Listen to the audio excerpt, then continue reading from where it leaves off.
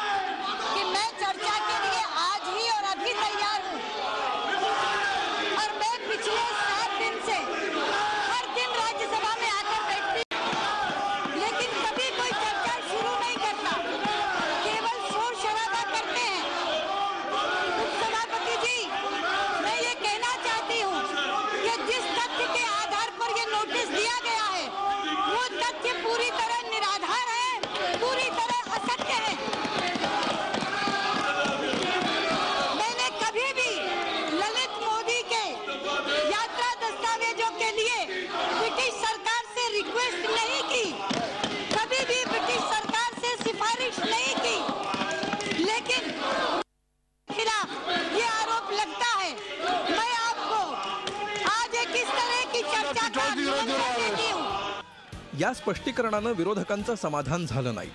या गोंधळात राज्यसभेचं कामकाज स्थगित करण्यात आलं। गेल्या 14 दिवसांपासून संसदेचं कामकाज ठप्प असल्यामुळे करदात्यांचे सुमारे 200 कोटी रुपये पाण्यात गेले। सोमवारी दुपारी झालेल्या सर्वपक्षीय बैठकीत या तिढ्यावर तोडगा निघालाच नाही। आधी राजीनामा मगच चर्चा असा ठाम पवित्रा काँग्रेसनं घेतलाय, तर भाजपनं ही मागणी फेटाळून लावली आहे। जो खुद स्पीकर जब अपोजिशन की सदस्य थी, उस वक्त उन्होंने कई बार अपनी चेयर से उठ के प्रोटेस्ट किया।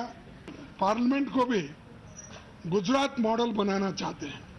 सभी अपोजिशन पार्टी को निलंबित करना, डिसमिस करना या उनको सस्पेंड करना और हाउस एक तरफा चलाना, ये जो वहाँ करते हुए आए हैं वही मॉडल यहाँ पर चलाना चाहते हैं। लेकिन देश की जनता ये सहन नहीं करेगी। सरकार की तरफ से सकारात्मक प्रयास किया गया कि सभी पार्टियों के नेताओं के साथ बातचीत हो और बातचीत के माध्यम से, चर्चा के माध्यम से जो भी मुद्दे हैं उसका समाधान हो।